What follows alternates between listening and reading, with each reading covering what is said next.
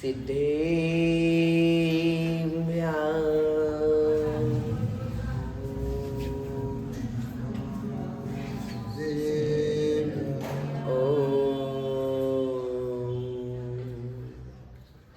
नमः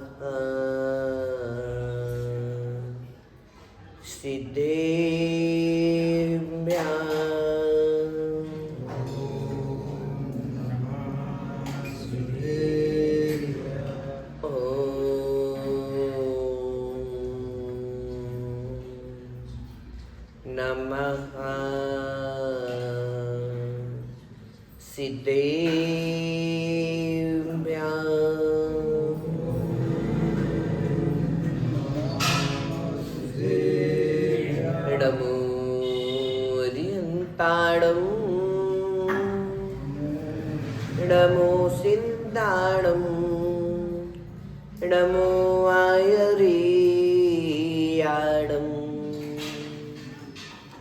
नमो वञ्जायाणं नमो लोये सविसाहुडं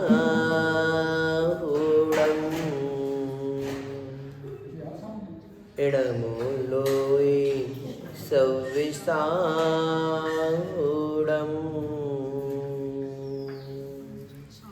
नमः श्रीवर्धमानाय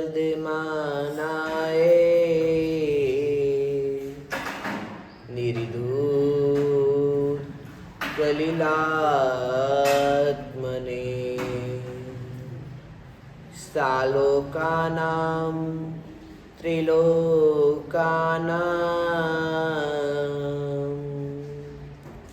यदि विद्या दर्पणायते यदि विद्या दर्पणायते अनंत अनंत सिद्ध परमेष्ठी भगवानी की पंच परमेष्ठी भगवानी की आदि तीर्थंकर आदिनाथ भगवानी की मूलय श्री पार्श्वनाथ भगवानी की परम पूजनीय आचार्य भगवान कुंद कुंद देवी की परम पूजनीय आचार्य भगवान विभव सागर जी महाराज जी की सागर महाराज की जय। प्रिय आत्मन, जब हम सामान्य रूप से बैठते हैं, चर्चाएं चलती हैं, तो हमारी चर्चाओं में एक शब्द निकलता है। संसार कैसा है? संसार परिवर्तनशील है। आज के समय में हर चीज में परिवर्तन आ रहा है। पहले देखते थे, जब आप लोग का टाइम था, दादाजी आप लोग का टाइम था, तो आप लोग की शिक्षा प्रणाली अलग थी। हम लोग की शिक्षा प्रणाली मतलब करीब हम 20 साल पूर्व जाएं तो कुछ अलग थी, और आज की शिक्षा प्रणाली देखें कुछ अलग है। शिक्षा में अंतर आया। आपका खान पान अलग था, हम लोग का खान पान अलग था, आज के बच्चों का खान पान अलग है। जब आप टीवी के सामने बैठते थे, टीवी देखते थे, तो आप लोग के अलग लाइफ थी, अलग टाइप के टीवी मतलब सीरियल्स आते थे, अलग टाइप की मूवियाँ आती थी, पिक्चर आदि अलग आती थी। हम लोग के समय में अलग पिक्चर आई, और आज के बच्चे तो कुछ और देखना पसंद करते हैं, है ना। आपको कोई गाने पसंद थे, हम लोग को कोई गाने पसंद थे, आज के समय के लोगों को कोई गाने पसंद है। मतलब हर व्यक्ति का नेचर पहले से आज चेंज होता जा रहा है। हर प्रणाली, चाहे हम किसी भी क्षेत्र में चले जाएं, चाहे शिक्षा के क्षेत्र में जाएं, चाहे हम आज के किसी भी विचार के क्षेत्र में जाएं, राजनीति के क्षेत्र में जाएं, कहीं भी चले जाएं, हर चीज में परिवर्तन हुआ। इसलिए हमने क्या नाम रख दिया संसार का नाम? संसार परिवर्तनशील है। जो आज आप परिवर्तन की बात कर रहे हो, भाई जैन आगम में पहले से ही कहा गया था। जैन आगम में काल के 6 भेद बताए थे। मूल रूप से काल 2 प्रकार का होता है, उत्सर्पणी और अपसर्पणी। 2 काल सुने थे। इन 2 कालों में 6 काल होते हैं। इनको 6 भागों में डिवाइड किया गया, जो उत्सर्पणी काल है और अपसर्पणी काल। उत्सर्पणी काल मतलब उत्कृष्ट का काल, हमारी सोच, हमारा खान पान, हमारा स्वास्थ्य आदि जो जो है वह उत्कर्ष को प्राप्त होता जाता है उत्सर्पणी काल में। और अपसर्पणी काल में घटते क्रम पर होता है। अभी वर्तमान में हम जिस काल में जी रहे हैं उसका नाम अपसर्पणी काल है। अपसर्पणी काल में प्रथम काल सुखमा आया था, जिसमें व्यक्ति को कुछ भी नहीं करना होता था, सिर्फ सुख ही सुख थे। उनकी आवश्यकताओं की पूर्ति कल्प वृक्ष आदि से हो जाती थी। उत्तम भोग भूमि थी। उसके बाद मध्यम भोग भूमि आई, जिसका नाम क्या था? सुषमा काल। सुषमा काल के बाद तीसरा काल आया, उसमें जघन्य भोग भूमि हो गई। उसका नाम क्या था? सुखमा और दुखमा। सुख भी रहेगा, उसके साथ धीरे धीरे दुख की अनुभूति भी होने लगेगी। उसके बाद कौन सा काल आया? चौथा काल आया। वर्तमान काल में चौथा काल आया। तो वर्तमान का चौथा काल कौन सा था? दुखमा सुखमा। इस समय व्यक्ति को मेहनत करनी होती थी, मेहनत से फसल आदि बोई जाती थी, उसका काट के भोजन आदि मिलता था, नॉर्मल नहीं मिलता था। जब आदिनाथ भगवान का जन्म हुआ था, आदिनाथ राजावस्था में थे, उस समय का आप पंचकल्याणक में देखते दृश्य। आदिनाथ भगवान ने क्या सिखाया था? तब कल्याणक के दोपहर में क्या सिखाते हैं आदिनाथ भगवान? असीम कृषि वाणिज्य शिल्प कला आदि का उपदेश देते हैं। मतलब मेहनत करना सिखाते हैं। अपने हाथ से कुछ करो फिर खाओ। मतलब कुछ करोगे तो जो वस्तु आपको प्राप्त होगी, करने के बाद आप उसका मूल्यांकन करोगे, महत्व समझोगे। यदि आप उस वस्तु का महत्व समझोगे तो उस वस्तु को बेकार नहीं जाने दोगे, बड़ी संभाल करोगे, अच्छे से उपयोग करोगे। उसके बाद हमारा पंचम काल आया। तो जो फैसिलिटी हमें चौथे काल में प्राप्त थी, उस काल में कोई संयम लेगा, साधना करेगा तो मोक्ष जा सकता था। वहां पर ये सुविधा थी। भले ही दुख थे, लेकिन दुखों में भी वो सुख का मार्ग था। अब हमारा पंचम काल आया। पंचम काल में क्या है? आप लोग को पता है, सुख नाम की चीज नहीं है। जहां देखो वही सुख दुख है।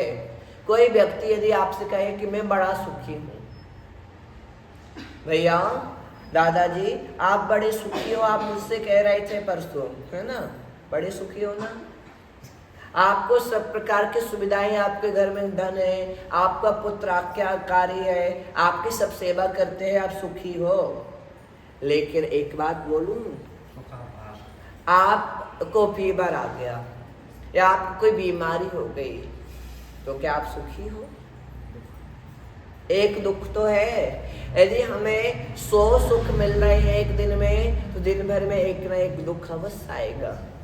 आप एसी में बैठे हुए हो, दिन भर आप बड़े अच्छे से एसी में बैठे, लेकिन थोड़ा धूप में निकल गए, क्या हो गया? जुकाम हो गया। अब भाई जुकाम कितने दिन तक चलेगा? कम से कम 2.5 दिन तक चलेगा दादाजी। 2.5 दिन के पहले जुकाम दूर होने वाला नहीं है ना। कोई धन से सुखी होता है तो कोई तन से सुखी होता है, कोई पुत्र आदि से सुखी होता है तो कोई अपने परिवार से सुखी होता है। जिसके पास एक सुख है उसके बाद दूसरा दुख खड़ा है, जिसके पास दूसरा सुख है उसके पास पहला सुख नहीं होता।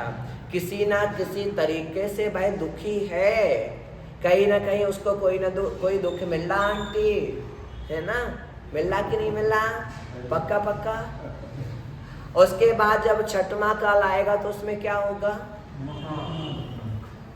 उसमें दुखमा वहाँ सुख का तो अभी फिर भी लेस है कि किसी ना किसी को हमने निमित्त बना लिया, किसी ना किसी निमित्त को पाकर हम अपने आप को सुखी अनुभव कर रहे हैं, लेकिन वहाँ पर ये स्थिति नहीं रहेगी। यहाँ पर मनुष्य मनुष्य को काटेगा, मनुष्य मनुष्य को खाएगा, मनुष्य मनुष्य का शोषण करेगा, मनुष्य मनुष्य से ही दुखी होगा। तो वहाँ सुख मिलेगा क्या? किंचित भी सुख नहीं मिलेगा। इसी का नाम है परिवर्तनशील संसार। प्रतिपल परिवर्तन होता जा रहा है। एक बार की एक बहुत अच्छी घटना है।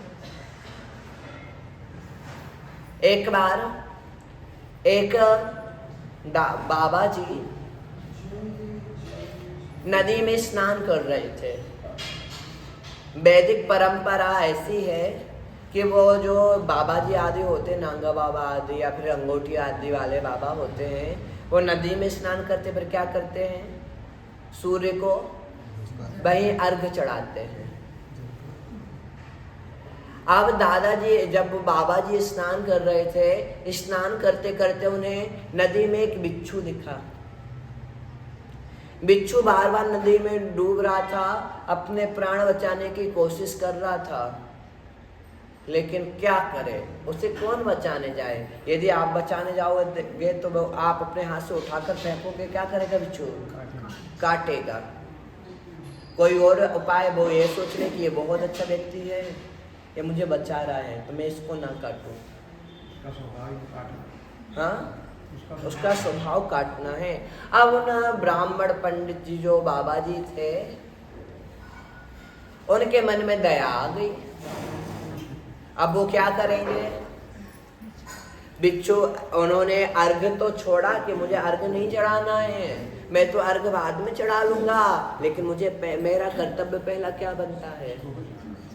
बिच्छू को बचाना, एक जीव पर दया करना, एक जीव के प्राण बचाऊंगा तो एक धर्म हो जाएगा। मैं धर्म कर रहा हूँ उस बिच्छू को बचाकर। उन्होंने अंजलि में बिच्छू को उठाया। बिच्छू जैसे ही पानी से अलग हुआ, उन बाबा जी की अंजलि में आया, उसने क्या किया? काटा। पर जैसे ही उन बाबा जी के हाथ में बिच्छू ने काटा, उन बाबा जी के मुंह से कराह निकल गई। भाई बाबा जी चिल्लाए, बिच्छू क्या हुआ? काटने से नीचे गिर गया, पुनः डूबने लगा। जैसे ही बिच्छू फिर से डूबा, फिर से दया का भाव आ गया। फिर से बाबा जी क्या करेंगे? फिर से बचाएंगे। जैसे भाई पानी से अलग होगा, क्या करेगा? फिर से काटेगा, फिर से गिरा, फिर उठाया, फिर काटा। ऐसा कई बार हो रहा था। एक राहगीर दूर खड़ा हुआ देख रहा था, कैसा बाबा है, बार बार बिच्छू काट रहा है और ये बार बार उठा रहा है, इसको समझ नहीं आती क्या? जो हमारा अपकार कर रहा है, उसके ऊपर उपकार कर रहा है। जो हमें कष्ट दे रहा है, जो हमें दुख दे रहा है, लेकिन वो फिर भी इसके सुख के लिए वो लगा हुआ है, इसके प्राण बचाने के लिए लगा हुआ है। ऐसा भी कोई हो सकता है कि अपने को बचाए ना और दूसरे को बचाने लगे? हाँ, कुछ को खुद को संकट में डाल दे और दूसरों को बचा ले, ऐसा होता है कभी क्या? हाँ, होता है क्या दादा अंकल जी? यदि आपके सामने ये स्थिति बने कि पानी में बिच्छू है, बिच्छू डूब रहा है, बिच्छू मर रहा है, और आपकी श्रीमती आपसे कहें देखो वो बिच्छू मर रहा है, आप निकाल दी, उसके प्राण बच जाएंगे, एक जीव की हिंसा बच जाएगी, एक जीव को छोड़ जी लेगा, तो आप ऐसा क्या करोगे उस समय? यही बोलोगे पागल है क्या? पागल हो क्या? बिच्छू पानी में गिर रहा, मैं उठाऊंगा तो वो मुझे काटेगा, मैं नहीं कर सकता। ये स्थिति बनेगी ना? सही कह रहे हैं कि गलत कह रहे हैं? अपनी अंतरात्मा से बोलना। बिच्छू का स्वभाव काटना है, और हमारा स्वभाव क्या है? पहले अपने आप को बचाना, फिर दूसरे को बचाना। यदि आपके पास वहां पर कोई साधन होगा तो आप फिर भी स्वीकार कर लोगे कि मैं बिच्छू को बचाऊंगा। दादी जी, आप स्वीकार कर लोगी कि मैं बिच्छू को बचाऊंगी, है ना? यदि आपके पास कोई साधन नहीं होगा तो जाने दो, वो अपना देखे, हम अपना देखें, यही कहोगे ना। बार बार यदि प्रेशर भी डाला जाएगा तो भी आप उसको बचाने वाले नहीं है। पहले मैं अपना उपकार करूंगा, फिर दूसरे का उपकार करूंगा। यदि खुद का उपकार हो जाए तो ऐसा उपकार क्यों करूं दूसरे के ऊपर, है ना।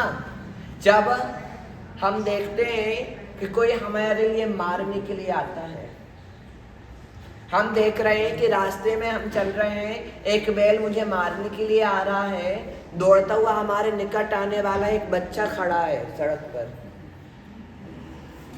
यदि मैं थोड़ा ही झुकूं और वो बैल हमें सिंह मारेगा तो आप क्या करोगे? बच्चे को बचाओगे कि अपने आप को बचाओगे? आप वहां से हटोगे कि बच्चे को हटाओगे? जिसके अंदर दया विद्वान होगी, जिसके अंदर में दया का भाव होगा, भाई पहले बच्चे को बचाएगा, उसके बाद अपने आप को बचाएगा। क्योंकि भाई अपनी रक्षा तो कैसे भी कर लेगा, लेकिन उसका प्रथम कर्तव्य क्या होगा?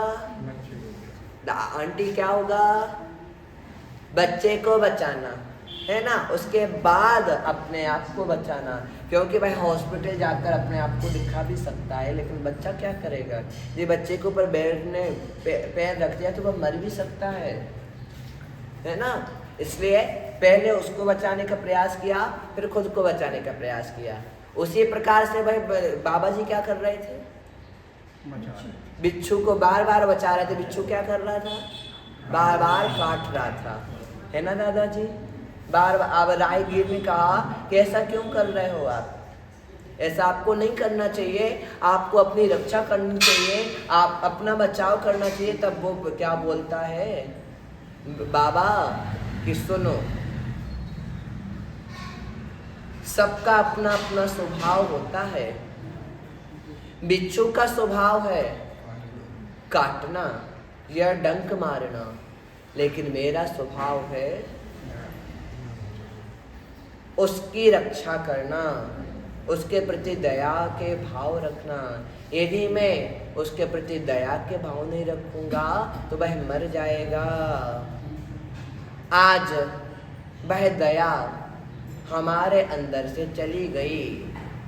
हम जब टीवी देखते हैं तारक मेहता का उल्टा चश्मा, उसकी दया तो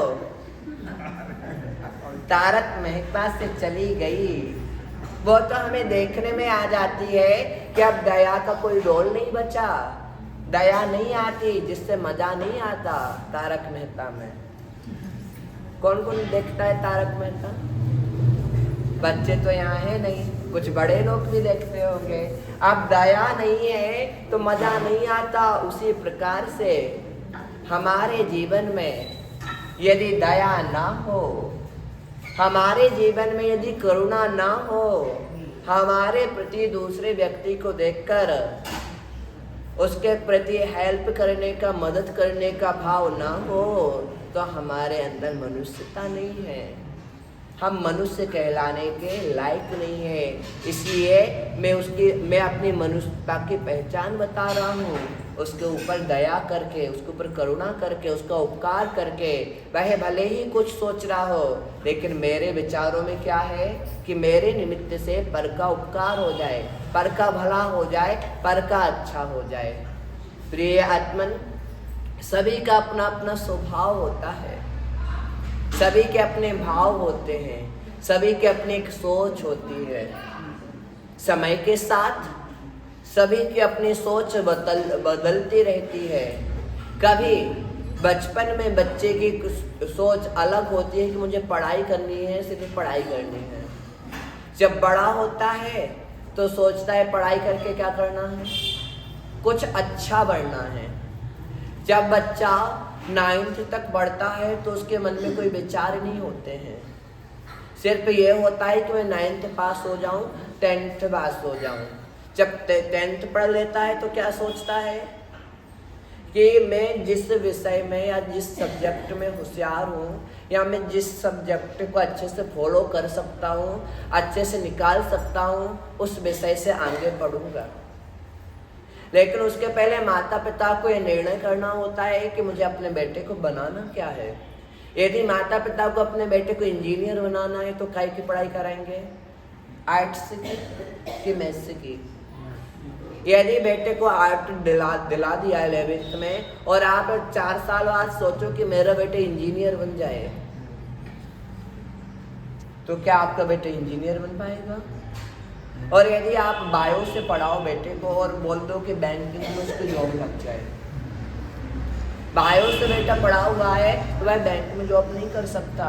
बैंक में जॉब करने के लिए कॉमर्स से पढ़ाई होनी चाहिए। उसी प्रकार से जब एक छोटा बच्चा होता है वही भी आगे के बारे में सोचता है, आगे के बारे में विचार करता है और प्रतिपल उसके विचार बदलते रहते हैं। जो पहले 10 साल पहले विचार थे अब वह विचार आज नहीं है, और जो आज विचार है वह आगे नहीं रहेंगे, क्योंकि परिवर्तनशील संसार का यही नियम है कि हर चीज में परिवर्तन आता है।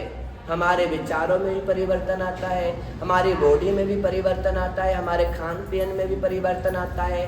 हम पहले देखते थे आदिनाथ भगवान कितने साल तक जिए, 84 लाख पूर्व तक, लेकिन हम कितना जी पा रहे हैं? 84 साल भी नहीं जी पा रहे हैं।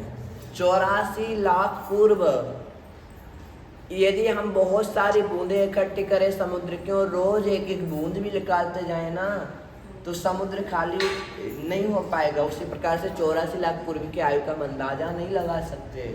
महावीर कितना जिए? 72 वर्ष। यदि आपसे कहो दादाजी आप 72 साल जियोगे? जियोगे? नहीं जियोगे। आज की औसत आयु कितनी बताई है? मुश्किल से 60 वर्ष। ये क्या हुआ? काल का परिवर्तन है। जो परिवर्तन आया उसके बारे में समझाने के लिए ऐसा बताया गया। तो मनुष्य का अपना स्वभाव होता है और एक इंसान और पशु का अपना स्वभाव होता है। पशु अपने स्वभाव के अनुसार चलते हैं और मनुष्य अपने स्वभाव के अनुसार चलते हैं। पशु का स्वभाव नहीं बदल सकता, उसी तरह मनुष्य का स्वभाव नहीं बदल सकता। हम देखते हैं आज के जीवन में हम या हमारे सामने बहुत सारे साधु संत दिखते हैं, बहुत सारे लोग दिखते हैं। वह बोलते हैं कि हम अपना स्वभाव चेंज करें। किसी को क्रोध आता है तो क्या बोलते हैं कि आप क्षमा लाएं।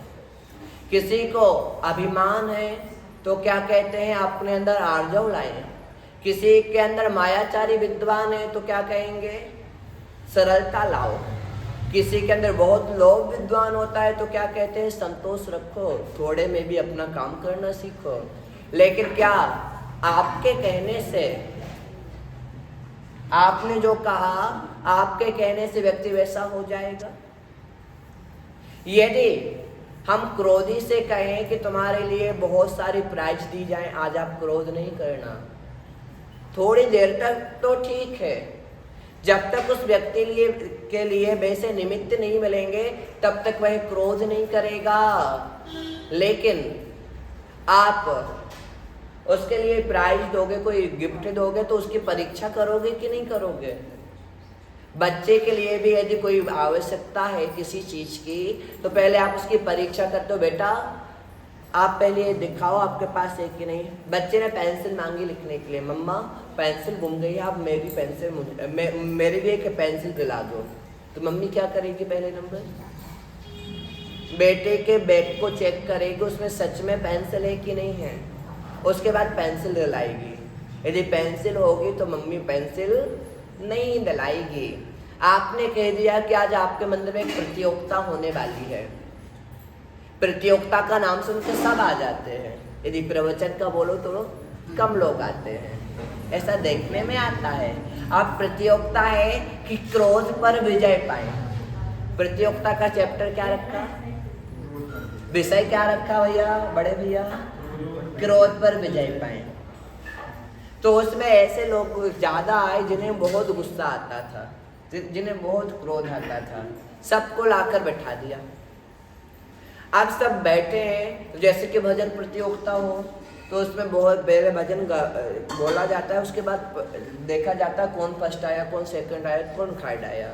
वैसे इस प्रतियोगिता में था कि सबसे पहले 1 घंटे की प्रतियोगिता थी। 1 घंटे की प्रतियोगिता में सबसे पहले एक निर्देश दिया गया कि जो ये प्रतियोगिता हो रही क्रोध पर विजय पाए, तो उसमें 1 घंटे तक कोई किसी से बात नहीं करेगा, कोई किसी से नहीं बोलेगा, सब शांति से बैठेंगे। अब प्रतियोगिता है, उसमें प्राइज रखी गई थी 50,000 रुपये। 50,000 का नाम सुनकर कोई किसी से कुछ भी नहीं बोला, सब शांति से बैठे थे। लेकिन आधे घंटे के बाद लाइट बंद कर दी उस हॉल की, और एक व्यक्ति गया, एक व्यक्ति ने एक व्यक्ति के गाल में जोर से एक चांटा मार दिया। क्या किया, एक आदमी ने जहां वो पार्टिसिपेंट्स बैठे थे उसमें से एक के गाल में चांटा मार दिया। भाई बहुत जोर से चिल्लाया और कहा यहाँ कौन आ गया, यहाँ प्रतियोगिता के लिए बुलाया कि मारने के लिए बुलाया। भाई खड़ा हो गया, जोर जोर से गालियां देने लगा, जोर जोर से चिल्लाने लगा। उसका चिल्लाना, उसका गालियां देना सुनकर लाइट चालू की गई। लाइट चालू हुई, देखा गया उसकी आंखें लाल हैं, उसके हाथ फड़क रहे हैं कि मुझे मिल जाए जिसने मुझे चांटा मारा। तो अब क्या, वह उस व्यक्ति को ढूंढ रहा है। अब क्या उसके लिए 50,000 रुपए दिए जाएंगे? क्यों नहीं दिए जाएंगे? क्योंकि वह एक प्रतियोगिता थी, उसमें क्रोध विजय का उपाय बताया जा रहा था। कैसे भी निमित्त हो, आपको निमित्तों पर ध्यान नहीं देना है। यदि आप निमित्तों पर ध्यान दोगे तो आप प्रतियोगिता में सफलता हासिल नहीं कर पाओगे, अपने स्वभाव पर विजय नहीं पा पाओगे। जब हमारे पास कोई प्रलोभन रखा जाता है उस समय तो हमें लगता है कि मैं इसको फॉलो कर लूँगा, इसको पास करके आगे निकल जाऊँगा। लेकिन कोई भी प्रतियोगिता आसानी से नहीं निकाली जाती, पहले उसकी परीक्षा होती है। यदि छोटी सी कोई कमी आ रही है, उसमें भी आपने हंसते हंसते निकाल लिया तो आपने अपने स्वभाव पर विजय पा ली। यदि आप उस समय अपने आप को बस में नहीं कर पाए तो आप विभाव में चले गए। बहुतों के पास समस्याएं आई, लेकिन बहुतों में से कुछ ही लोग ऐसे होते हैं जो अपने स्वभाव को छोड़ सकते हैं, लेकिन बहुत से लोग ऐसे हैं जो अपने स्वभाव को नहीं छोड़ पाते हैं। एक कहानी सुनी होगी तुंकारी की। एक ब्राह्मण की बेटी थी, उसका नाम तुंकारी था। यदि उससे कोई बोल दे तू शब्द कहकर बात करे तो उसको क्रोध आ जाता था। जीवन में ऐसा कई बार होता है कि कभी कभी जैसे हम भैया से बात कर रहे हो तो तू शब्द बोलकर बात कर लेंगे। उससे सभी एक ना एक दिन में कोई ऐसा व्यक्ति आता था जो तू करके बात करता था और उसे क्रोध आ जाता था। अब भाई पुत्री धीरे धीरे बड़ी हुई, उसकी शादी की बात आई तो ऐसा व्यक्ति ढूंढा गया जो बहुत गरीब था। उससे बोला कि मैं तुम्हें बहुत सारे पैसे दूंगा, तुम इससे शादी करो, लेकिन एक शर्त है। भाई क्या शर्त है? कि तुम इससे कभी तू कहकर बात मत करना।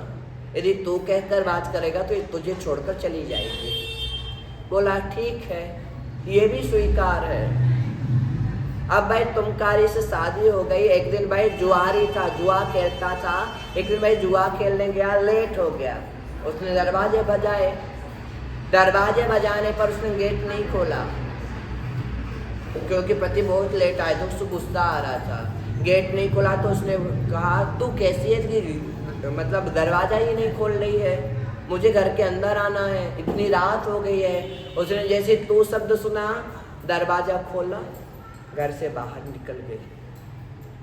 भाई बुलाता रहा कि रुक जाओ, क्या कर रही हो, कहाँ जा रही हो, लेकिन वो लौट कर नहीं आई। क्यों नहीं आई? उसने क्या बोला था? तू बोला तो उसको क्रोध आ गया, भाई चली गई। उसका स्वभाव बदला कि नहीं बदला? शादी के बाद नहीं बदल पाई, लेकिन आगे चल कर उसका स्वभाव बदलेगा कि नहीं बदलेगा? नहीं बदलेगा, है ना। तो जैसे ही उसको ले जाया वह गई तो एक शमशान में पहुंची, वहां पर एक व्यक्ति था जिसे जो खून से कपड़े रंगता था। उसने पकड़ लिया उसको और वह अपने घर लेकर गया। उसने उसके लिए जोंक लगाई, जहां से खून निकलता था उस स्थान पर जोंक लगाता था। जोंक उसका पूरा खून पीती थी। खून पीने के बाद उसके खून से कपड़े रंगे जाते थे। कुछ दिन हो गए, उसका बहुत खून निकल गया तो उसको पैरालिसिस जैसी प्रॉब्लम हो गई, उसका शरीर शून्य होने लगा। कुछ दिन उसके बाद उसके भाई दौड़ते हुए आए तो उसको वो लड़की मिल गई। उसको वहां से उठाया और ले गए। वहां से ले जाने के बाद उसकी एक तेल से मालिश की गई, जिससे वह पुनः ठीक हो गई। एक नगर में एक मुनिराज थे, वह उसे किसी व्यक्ति ने जला दिया था, आग से जल गए थे। अब जब मुनिराज आग से जल गए, उन्हें ठीक करना था। उनका सिर बिल्कुल जैसे हंडी, मतलब हम गैस के ऊपर कोई बर्तन रख दें और तपाएं उसको, वैसा जल गया था उनका सिर, राहत नहीं थी। अब मुनिराज के सिर को ठीक करने के लिए उसी तेल की आवश्यकता थी जो उस लड़की के पास था, तुंगकारी के पास था। अब उसके पास लेने कौन जाए, सब डरते थे नाम सुनकर। एक व्यक्ति गया उसके पास, करीब 8-10 घड़े थे। उसने कहा कि मुझे मुनिराज की वैयावृत्ति के लिए तेल की आवश्यकता है, आप दे सकती हो? ठीक है, ले जाओ। उसने वो घड़ा लिया। घड़ा लेकर जैसे ही घर की सीढ़ी उतरी, गिर गया, घड़ा फूट गया, तेल जमीन पर गिर गया, यूज नहीं हो पाया। वह फिर गया अंदर, डर रहा था। बोला, बहन मैं फिर से आपके घर पर आया हूँ, मेरे से एक गलती हो गई, जो तुमने घड़ा दिया था वह नीचे गिर गया, क्या मुझे दूसरा घड़ा मिलेगा? उसने कहा, मुनिराज के लिए चाहिए है, ले जाओ, वैयावृत्ति हो जाएगी। फिर से वो लेकर उतरा, जहाँ तेल पड़ा था तेल पर पैर पड़ गया, क्या होगा? फिर से घड़ा टूट गया। फिर जाता है। ऐसा एक बार नहीं हुआ, 4-5 बार हुआ। उसने धीरे से पूछा, 4-5 बार में भी वो घड़ा देती रही। फिर धीरे से पूछा, बहन तुम्हारा नाम क्या है? क्या तुम वही हो जिसके बारे में मैंने सुना था? तो वह बोलती है, आपने सही सुना था, मैं वही हूँ, तुम कारी ही हूँ जिसे तू सुनकर क्रोध आता था। तो आपका स्वभाव ऐसे कैसे चेंज हो गया? तो वह बोलती है कि परिस्थितियां सब करा देती हैं। यदि उस दिन मैं घर से ना जाती, मुझे बाहर रंगने वाला ना ले जाता, मेरे शरीर की हालत ना होती, तो मैं अपने स्वभाव में परिवर्तन नहीं कर सकती थी। मेरे स्वभाव में परिवर्तन करने में कारण कौन बना? परिवर्तन करने में कारण मेरा ही स्वभाव बना। यदि मेरा स्वभाव इतना खराब नहीं होता और मुझे अपने जीवन से कुछ सीखने को नहीं मिलता, तो मैं अपने स्वभाव को चेंज नहीं कर सकती थी। अर्थात अब मैं पहले से ठीक हूँ, मेरा स्वास्थ्य भी ठीक है और मेरा स्वभाव भी ठीक है। स्वभाव का परिवर्तन हो सकता कि नहीं हो सकता? हो सकता कि नहीं हो सकता? जब हम पानी को गर्म कर सकते हैं, पानी का स्वभाव शीतलता देना है। यदि आग पर रखो तो पानी गर्म हो जाएगा।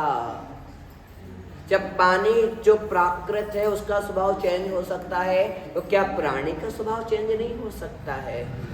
सभी के लिए एक निमित्त की आवश्यकता पड़ती है। जब हम आज पुराण आदि पढ़ते हैं तो एक व्यक्ति मुनिराज बन गया, एक राजा मुनिराज बन गया, जंगल में ध्यान लगा रहा है। उसके राज्य में एक सेना ने आक्रमण कर दिया। जो राजा बार बार सोच रहा था कि यह राजा है, इस राजा के राज्य में मैं आक्रमण नहीं कर सकता, इसके पुत्र का राज्य नहीं ले सकता, इसका राज्य नहीं ले सकता। अब इसका पुत्र राजा बना तो इसके पुत्र से मैं राज्य ले सकता हूँ। आक्रमण किया, तलवारों की आवाज आ रही थी। राजा ने सोचा मेरा पुत्र भी कमजोर है, नया राजा बना है, वह राजा मेरे पुत्र को जीत लेगा, मेरे इस राज्य पर शासन कर लेगा, मुझे कुछ करना चाहिए। जैसे ही सोचा उसके हाथ ऐसे हो गए। कैसे हो गए? ऐसे हाथ हो गए। तभी एक श्रावक वहां से निकल रहा था, उसने देखा मुनिराज की ये मुद्रा है, तो ये भावलिंगी मुनि होंगे कि नहीं होंगे? इनके स्वभाव में परिवर्तन नहीं हुआ। जो पहले राजा को स्वभाव का, इनके अंदर पुनः राजा के भाव आ रहे हैं, तो ये साधना नहीं कर सकते। लेकिन थोड़ी ही देर बाद देखा कि वहां पर देवों का आगमन हुआ। देव समोसरण केवल ज्ञान की पूजन करने आए। फिर शिष्य ने गुरु से पूछा, गुरुदेव अभी तो यहाँ पर एक मुनिराज ऐसा किए बैठे थे, अब ये देव लोग आ रहे हैं केवल ज्ञान की पूजा करने। किसको केवल ज्ञान हो गया? तो गुरु बोलते हैं जिसको ऐसा देखा था उसको अब ऐसा देखने का अवसर आ गया है। जिसको हमने धनुष चढ़ाने की मुद्रा में देखा था, अब उनको केवल ज्ञान हो गया है। चलो उनकी पूजन करने के लिए, उनका उपदेश सुनने के लिए हम भी चलते हैं। एक पल में व्यक्ति के परिणाम बदल सकते हैं, लेकिन पहले उस व्यक्ति के अंदर ये भाव होना चाहिए कि बात सही है कि बात गलत है। यदि हम गलत को फॉलो करेंगे तो हमारा जीवन पशु तुल्य बन जाएगा। यदि हम सही को फॉलो करेंगे तो हमारा जीवन परमात्मा तुल्य बन जाएगा। हम ही देव हैं और हम ही पशु हैं। हमारे अंदर दोनों गुण विद्वान होते हैं। जब हमारे विचार ऊपर की ओर जाते हैं तो हम देवता तुल्य होते हैं, और जब हमारे विचार नीचे की ओर जाते हैं तो हम पशुता की ओर होते हैं। आपको विचार करना है कि मैं पशु हूँ या मैं देव हूँ। यदि आपके विचार नीचे की ओर जा रहे हैं, आपके विचार खराब हो रहे हैं, तो आप समझ लेना मैं पशु हूँ। और आपके विचार अच्छे हो रहे हैं, आपके विचार शुभ हो रहे हैं, आपके भाव में विशुद्धि बढ़ रही है, तो आप ये सोच लेना कि मैं देव हूँ। क्योंकि गति का बंध जब आता है तब बताकर नहीं आता। गति आयु बंद होता है, बताकर नहीं होता। श्रेणिक ने मरा हुआ सांप डाला था और उसी समय आयु का बंध हुआ था। जब आयु का बंध हो रहा था तो सैनिक सोच रहा था मैं तो सिर्फ सांप ही डाल रहा हूँ मुनिराज के गले में, पता कुछ भी तो नहीं कर रहा हूँ। लेकिन उसी समय आयु का बंध हो गया। और भाई कहाँ की आयु का बंध हुआ था? नरक की आयु का बंध हुआ था। कुछ भी तो नहीं किया उसने, सिर्फ एक छोटा सा काम किया था। छोटा सा काम किया था उसकी दृष्टि में। उसने सांप को ऐसा उठाया और ऐसा मुनिराज के गले में डाल दिया, उसका काम हो गया। लेकिन कर्म उदय में आया, कर्म का बंध हुआ। अब जिस कर्म का बंध हुआ है उस कर्म का उदय कहाँ आएगा? जहां पर आना चाहिए था, जिस समय किया था, जिस समय जैसे भाव थे, उस समय उस कर्म का उदय वहां पर ही आएगा। नरक आयु का बंध किया, नरक आयु को कहाँ भोगना होगा? मनुष्य गति में। नरक आयु को कहाँ भोगना होगा? स्वर्ग में जाके। नरक को कहाँ भोगना पड़ेगा? पशु के पर्याय में नहीं। नरक आयु को हम सिर्फ नरक आयु में ही भोग सकते हैं। लेकिन उसने, जिसको नरक आयु का बंध हुआ, उसने भी अपने स्वभाव में परिवर्तन किया। अपनी पत्नी के कहने पर कहाँ गया? भगवान महावीर के समूह शरण में गया। यदि श्रेणिक महावीर के समूह शरण में ना जाता तो आज तीर्थंकर भी ना बन पाता। स्वभाव का ही प्रभाव था। स्वभाव को उसने भगवान के चरणों के लिए दे दिया, अपने स्वभाव को चेंज कर दिया, तो वह आगे जाकर परमात्मा बनेगा। और ये जब स्वभाव को चेंज नहीं कर पाया तो अभी नरक में गया। इसलिए निर्णय आपको करना है कि हमें अपना स्वभाव कैसा बनाना है। जैसा स्वभाव होगा वैसे हम होंगे, जैसा स्वभाव होगा वैसे स्थान पर जाएंगे, जैसा स्वभाव होगा वैसा लोग मुझे फॉलो करेंगे। आप स्वभाव को स्थिर रखें। पहले नंबर आप को क्या होना है यह विचार करें, फिर उसके अनुरूप अपने स्वभाव को ढालें। अवश्य आपको जो चाहिए वह मिलेगा। परम पूजनीय आचार्य भगवान विभव सागर जी महाराज की जय। श्री शुद्धात्मा सागर महाराज की जय।